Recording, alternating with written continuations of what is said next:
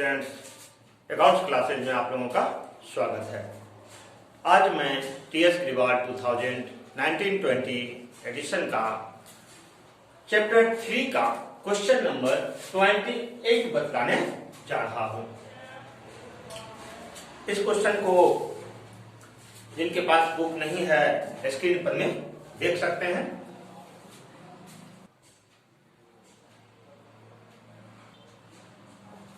आप लोगों ने स्क्रीन पर क्वेश्चन को देख लिया होगा। अब मैं इसे बताने जा रहा हूं। इस क्वेश्चन में 3 पार्टनर हैं, एक्स, वाई एंड जेड, और इन लोगों का ओल्ड प्रॉफिट शेयरिंग रेशियो 5:4:3 है। ये लोग डिसाइड करते हैं कि 1 अप्रैल 2018 से ये लोग अपना प्रॉफिट शेयरिंग रेशियो को जो है सो चेंज कर लेंगे, यानी कि न्यू प्रॉफिट शेयरिंग रेशियो इनका हो जाएगा 4:3:2, 4:3:2 और ओल्ड है 5:4:3। ठीक है। अब और क्या ये लोग डिसाइड किए हैं? इन लोगों ने डिसाइड किया है कि furniture to be taken at 80% of its value. Furniture का वैल्यू जो है सो जो कुछ भी दिया हुआ है, अभी फर्नीचर का वैल्यू दिया हुआ है बुक में जो है सो 60,000 रुपया। इनका बैलेंस शीट जो 31 मार्च 2018 का बना हुआ है, उसमें फर्नीचर का वैल्यू 60,000 रुपया दिया हुआ है। ये लोग डिसाइड किए हैं कि फर्नीचर का वैल्यू मात्र 80% ही रखा जाएगा। अब जो 1 अप्रैल से जो आगे चलेगा, ठीक ना, उसमें फर्नीचर का वैल्यू को घटा करके क्या कर दिए, मात्र 80% ही रखेंगे। ठीक है। तो एक तरह से क्या हो गया, इसका जब 80% निकालेंगे तो 48,000 आ जाएगा, यानी कि 12,000 का क्या हो गया, लॉस हुआ है एक तरह से। चलिए, अब कह रहा है आगे कि स्टॉक बी एप्रिसिएटेड बाय 20%, और स्टॉक का वैल्यू जो कि यहाँ पर मैं बुक में दिख रहा है 3 लाख रुपये, ठीक ना। इनका बैलेंस शीट जो बना हुआ है ओल्ड बैलेंस शीट, उसमें 3 लाख है, जिसको कि जो है सो बढ़ाना है कितना, 20% बढ़ा देना है। तो इसका 20% निकालेंगे तो कितना आ जाएगा, 60,000 जो है सो आ जाएगा।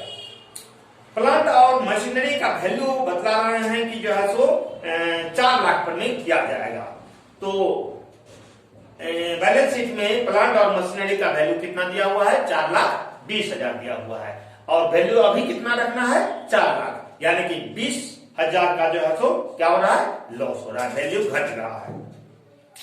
आगे डी नंबर में outstanding expenses be increased by 13,000 से 13,000 से इसका ये आउटस्टैंडिंग एक्सपेंस क्या हो रहा है, बढ़ रहा है, इंक्रीज कर रहा है। यानी कि आउटस्टैंडिंग एक्सपेंस अगर बढ़ेगा तो हमारा क्या हो रहा है, फर्म का क्या हो रहा है, लॉस हो रहा है। ठीक है।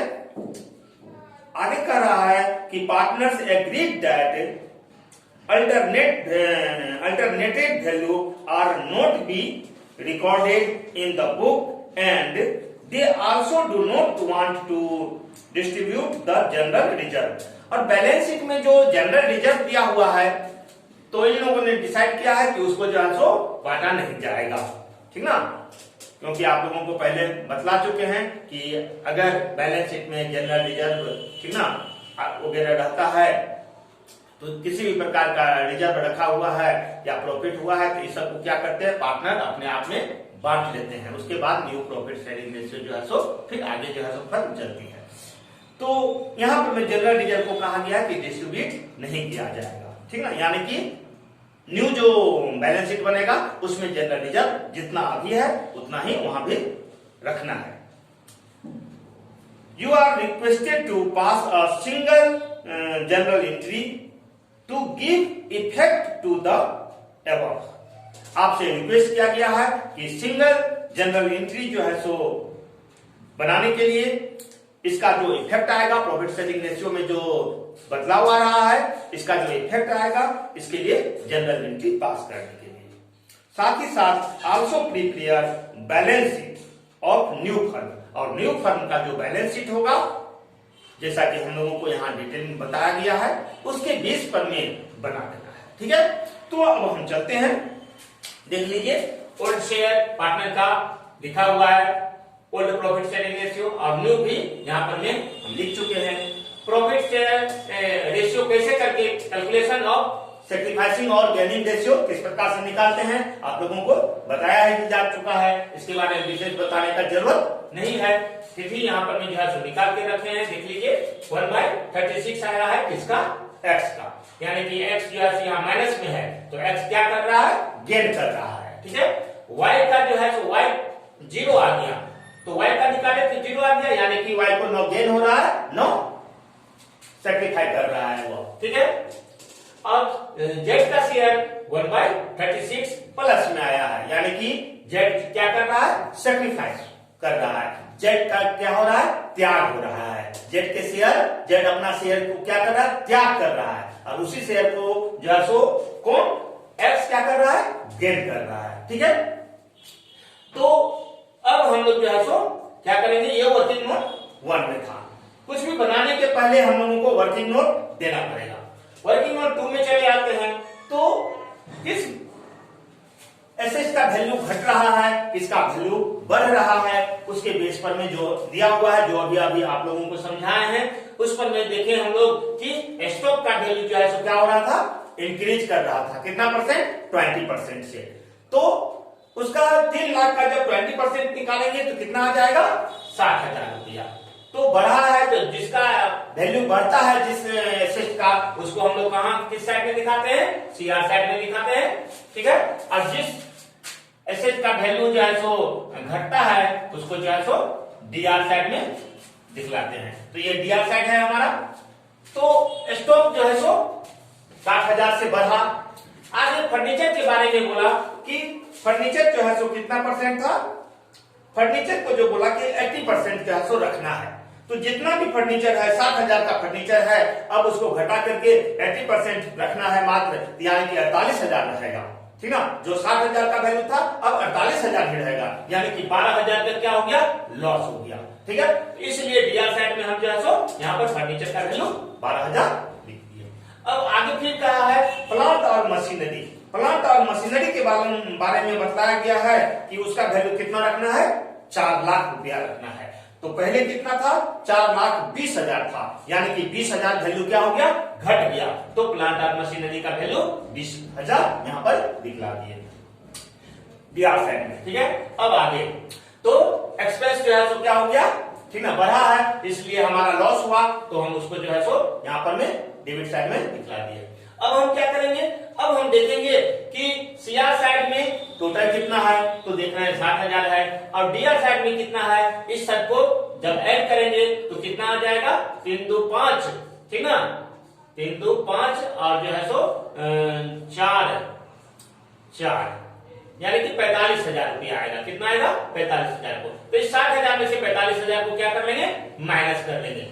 तो 60,000 में से 45,000 को माइनस करेंगे तो कितना आ जाएगा, 15,000। तो ये 15,000 हमारा क्या हो गया, प्रॉफिट हो गया, रिवैल्यूएशन अकाउंट का प्रॉफिट हो गया। हमको यहाँ रिवैल्यूएशन अकाउंट बनाने नहीं कहा गया है, हम लोग जो है सो इसको सिर्फ जो है सो एक फॉर्मेट तैयार करके यहाँ पर में वर्किंग नोट में दिखाएंगे, ठीक है। तो यहाँ दिखला दिए कि रिवैल्यूएशन से हमारा क्या आ गया, प्रॉफिट आ गया 15,000 का। आगे बढ़ते हैं, क्वेश्चन में हम लोगों को कहा गया है कि जो है सो रिजर्व को रखना है, यानी कि आगे जो है सो बैलेंस शीट में रिजर्व को रखना है, डिस्ट्रीब्यूट नहीं करना है।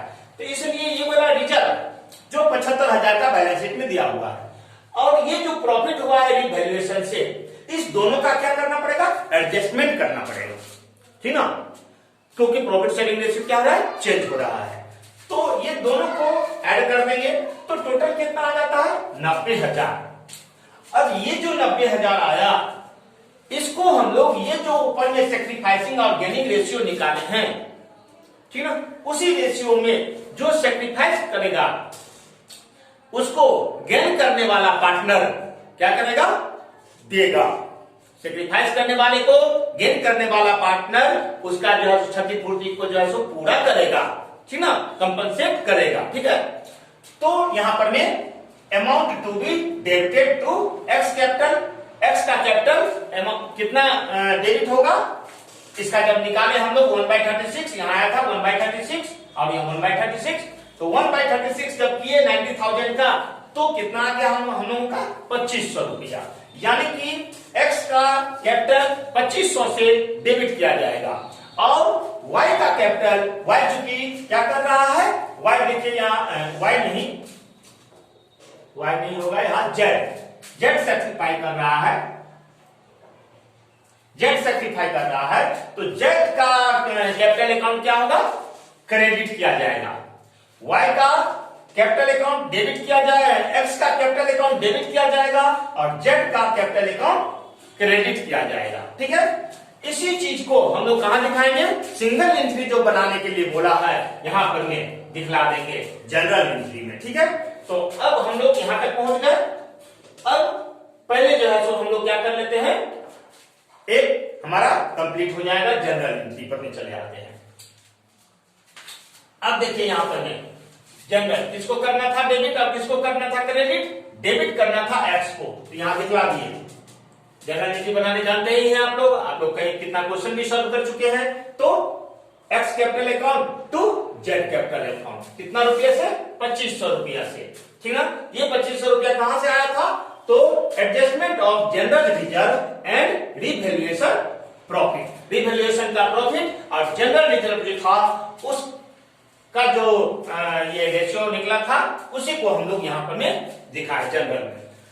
जनरल एंट्री हम लोगों को जो कहा करने के लिए वो हो गया। अब चले जाते हैं हम लोग, बोला है बैलेंस शीट बनाने के लिए, ठीक ना। तो बैलेंस शीट बनाने से पहले जो अभी 3 हम लोग वर्किंग नोट कर चुके, चौथा वर्किंग नोट करना पड़ जाएगा, तब बैलेंस शीट हम लोग बना सकते हैं। तो उसके लिए हम लोगों को पार्टनर्स कैपिटल अकाउंट बनाना पड़ेगा। ये वर्किंग नोट है, इसलिए वर्किंग नोट खुद लिखेंगे।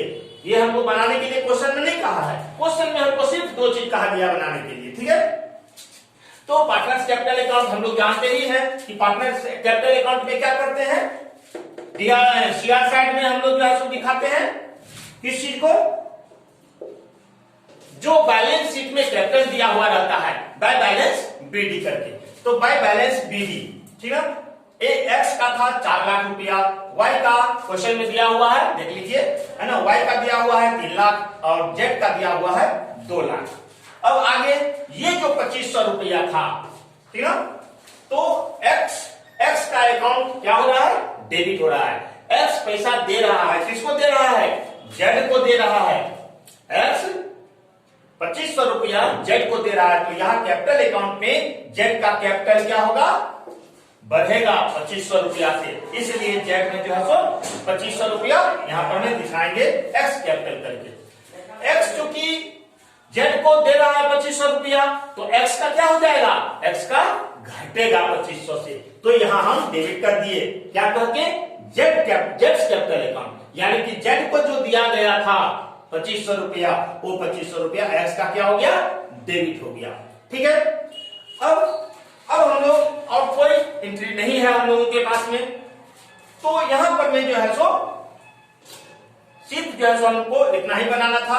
अब हम लोग इसको टोटल कर लिए, तो टोटल करने के बाद में देख रहे हैं कि डीआर साइड में कुछ नहीं आ रहा है, सिर्फ एक अमाउंट था, तो बाद बाकी जो बैलेंस बच गया उसको बैलेंस सीडी करके यहां पर में दिखला दिया। ठीक है, अब ये कैलकुलेशन हम लोगों का हो गया, ठीक है। यहां से हम लोगों को पार्टनर का कैपिटल पता चल गया, क्योंकि बैलेंस शीट बनाते समय पार्टनर का कैपिटल अकाउंट में कितना पैसा है वो दिखलाना होता है। तो अब हम चले आते हैं जो क्वेश्चन में हमको कहा बैलेंस शीट बनाने के लिए, बैलेंस शीट पर में, तो बैलेंस शीट में भी हम लोग जानते हैं कि 2 पार्ट्स होता है, क्रेडिट साइड और डेबिट साइड। एक साइड होता है एसेट्स के लिए और दूसरा साइड होता है लायबिलिटी और कैपिटल के लिए। ठीक है, तो ये लायबिलिटी साइड है और ये एसेट साइड है। तो क्वेश्चन में जो है सो हम लोगों का यहां पर में हम लोग क्वेश्चन को देख लें, बैलेंस कैश एट बैंक कितना, 40,000, कैश एट बैंक 40,000 जो का क्यों लिखा गया। सैलरी सैलरी डेटर जो है सो कितना का था, 2,10,000, 2,10,000। Stock 3 lakh, stock 3 lakh. Furniture है ना कितना, 60,000, ठीक ना। और प्लांट एंड मशीनरी 4,20,000, 4,20,000। तो क्योंकि हमको कहा गया है, ठीक ना, कि partners agreed that alternated value are not to be recorded. क्या कहा? Partners are agreed that alternated value are not to be recorded. Alternated value यानी कि जो बदलाव आया है उसको हमको न्यू बैलेंस शीट में नहीं दिखलाना है, बदलाव को जो पहले था वही दिखाना है, ठीक ना। तो जो एसेट जैसे था वैसे हम दिखा दिए जो ओल्ड बैलेंस शीट में हमारा था। अब चले गए डीआर साइड में यानी कि लायबिलिटी साइड में, तो हम देखते हैं यहां पर में जो है सो लायबिलिटी साइड में क्या क्या, क्रेडिटर कितना है, क्रेडिटर में तो बदलाव आएगा। क्रेडिटर जो है तो कितना था, चलिए 28 नंबर क्रेडिटर 40,000, तो क्रेडिटर जो है तो 40,000 था, इसमें कोई बदलाव नहीं है। फिर आउटस्टैंडिंग एक्सपेंसेस, इसमें भी कोई बदलाव नहीं है। फिर जो है सो जनरल रिजर्व, इसमें भी बोला गया था कोई बदलाव नहीं करने के लिए, ठीक है। इसलिए ज्यों का त्यों बदलाव कहां आएगा हम लोगों का, सिर्फ एक जगह, वो कहां, पार्टनर के कैपिटल में, ठीक ना। क्योंकि हम लोगों को पहले ही कहा गया है कि अल्टरनेटेड जो रिकॉर्ड है उसको जो है सो नहीं करना है, ठीक ना। जो पहले था वही रहेगा, सिर्फ एक जगह बदलाव आएगा, वो कहां पर में, पार्टनर के कैपिटल पर में।